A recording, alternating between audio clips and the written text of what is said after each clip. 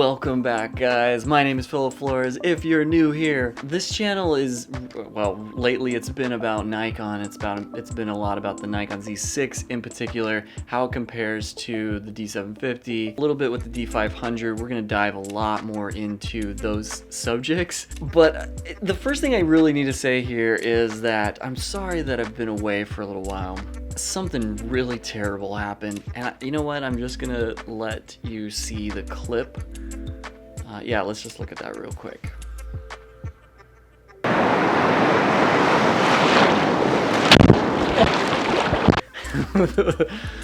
So I'm filming right now with the Z6. It's back. I've got it. I had to send it to Nikon in LA to get repaired. The reason that I had to do that is because I wasn't aware of my surroundings. Gosh, and I feel so stupid about it. But you know, it was an accident, and accidents happen. One of the funny things about this, the irony, the timing, is that f-stoppers, I don't know if you guys are aware of f-stoppers, another great channel I think on YouTube, teaching and educating or whatever about the same type of stuff, creating images, I think video stuff as well. It's been a while since I've gone through a lot of their videos, but today or recently they released a video on the exact same subject about how they got smacked with a wave, you know, when they were filming something or shooting something on the coast. Anyway, salt water is terrible for like all electronics. You just really want to stay away from it, especially like the camera gear that we're using. But before I talk about like that and like how you could kind of deal with it, I want to tell you guys just, I've been using Nikon for over 10 years. I've used the D80, the D7000, the D750, the D500, the Z6 here.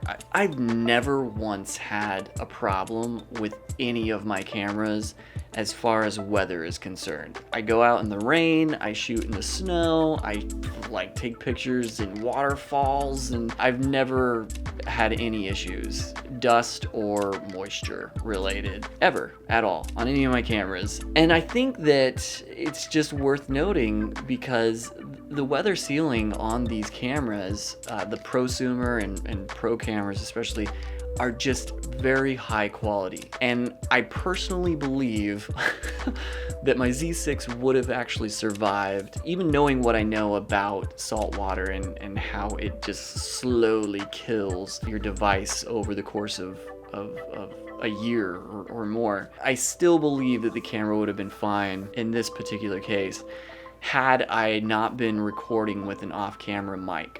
And that's because everything else on the camera was sealed. The lens was sealed to the mount. All of the jacks were sealed except for the microphone input. And that is the only thing that ended up becoming corroded or becoming,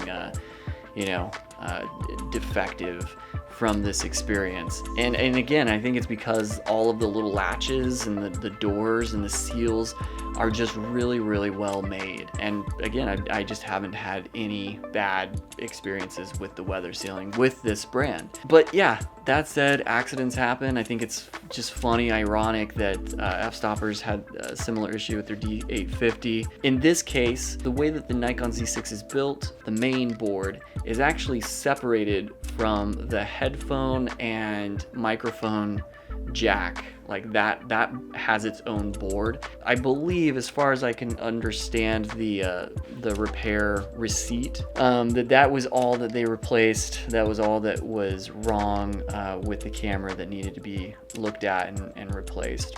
They cleaned the entire camera, of course, and there's no other corrosion or signs of corrosion anywhere. I think that saved me a lot, because had it been connected to the main board, which a lot of cameras are built that way, you know, salt water, like the corrosion just spreads, especially rapidly when the camera is on or the device is powered on if you have a battery in there. So let me get real quick to my recommendations. If this does happen to you guys, take the power away from the device, right? Take the battery out, turn the device off, take the battery out, and rinse the thing off with just regular tap water or distilled water. Just rinse it off or dab it with like a wet, washcloth or something.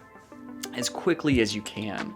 After you do that, let all of the device just air dry. So take off the lens, take the battery cap, you know, like open all of the latches, the SD card slot, the XQD slot or whatever, all of the gaskets that cover the inputs for the mics and the HDMI ports and all the stuff.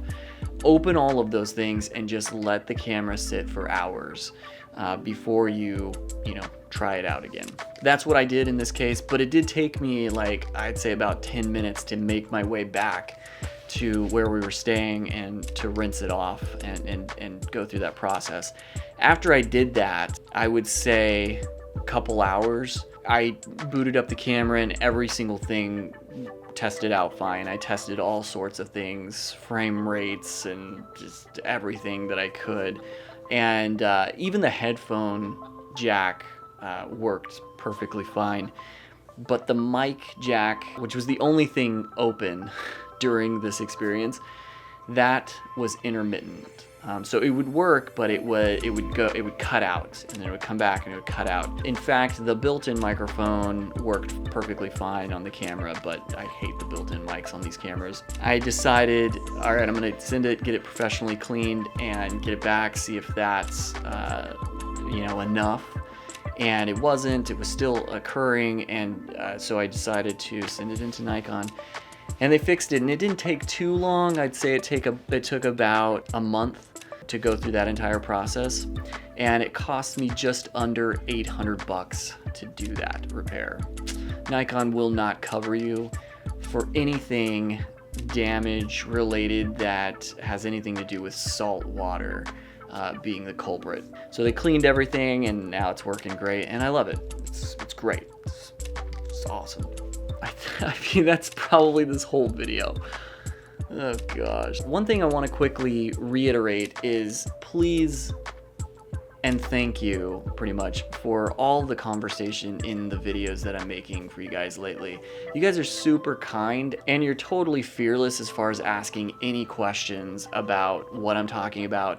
Even if it has to do with a different camera model, please don't stop doing that. I definitely am here to help, and I'm learning too. You know, the industry's constantly changing, the tech is like constantly improving. So anyway, please keep the conversations coming. There are no stupid questions.